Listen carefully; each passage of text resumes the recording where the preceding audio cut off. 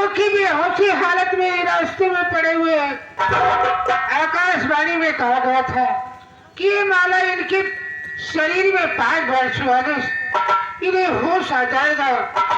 मैं ये माला सुनाती हूँ। हे भगवान भोलेनाथ, मेरी मदद करो और मेरे पति को होश मिले। हरिओम।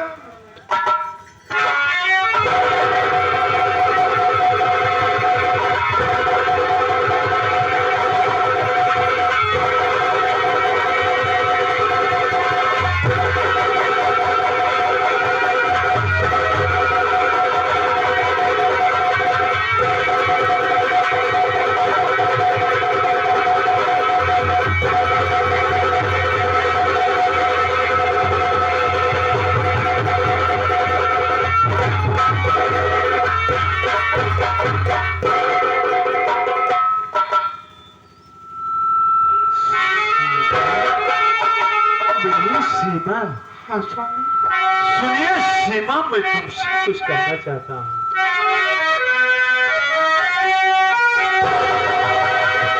प्यारी सीमा,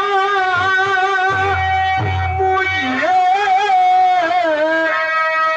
माफ कर दीजिए।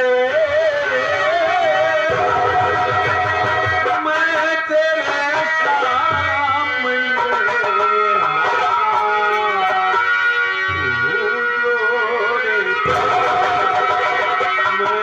समझ ना सका मेरी प्यारी दुल्हन घाट भगवान के करिया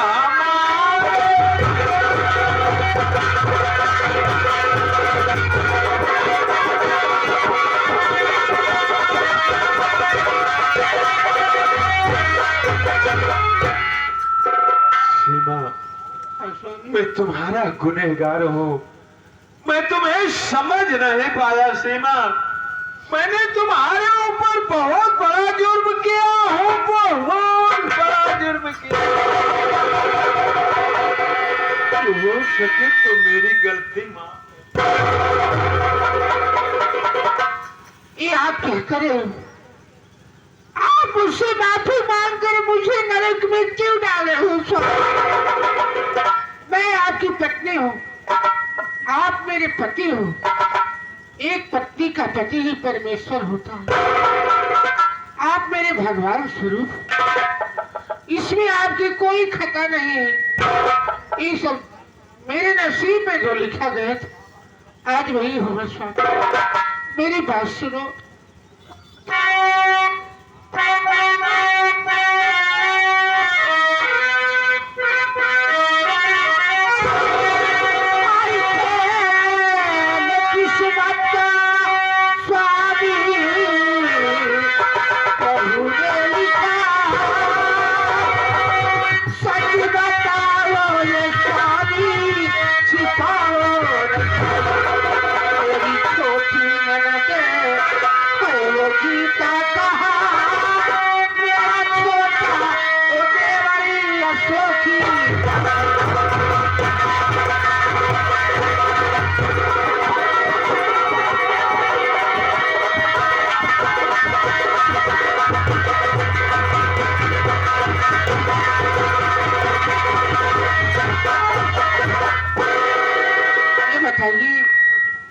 आप तो मुझे बेहोशी हालत में मिले, लेकिन मेरी गुड़िया गीता और मेरा छोटा देवर अशोक, ये सब किस हाल में है स्वामी?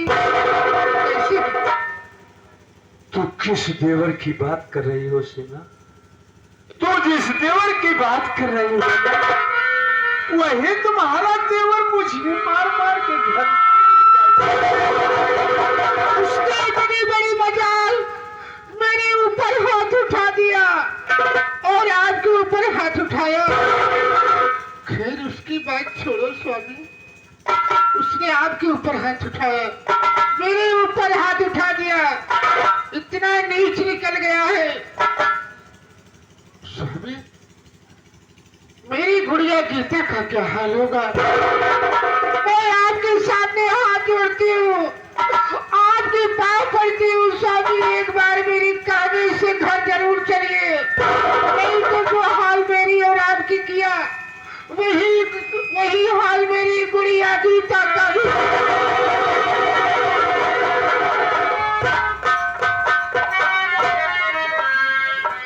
सीमा, घर जाने का तो बिल्कुल अब दिल नहीं कह रहा, लेकिन जब तुम कह रही हो तो चलिए बहन गीता के वास्ते हम लोग घर फिर वापस चलते हैं। आओ मेरे साथ।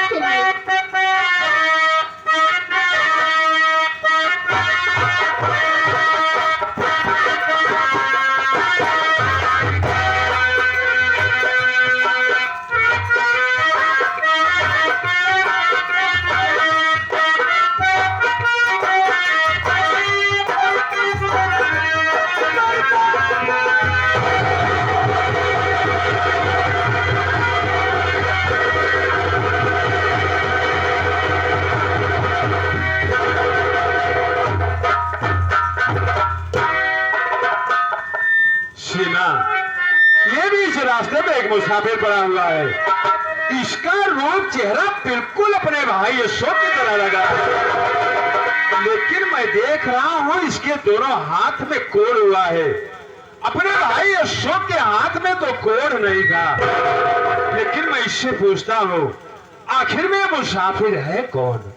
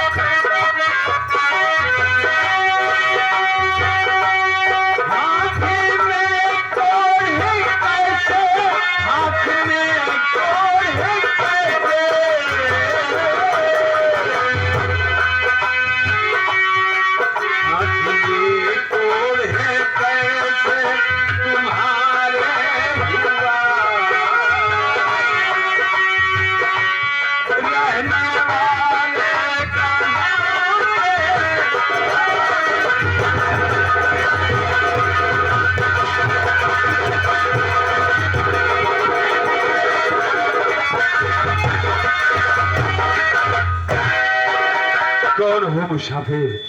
क्या नाम है तुम्हारा? कहाँ के रहने वाले हो?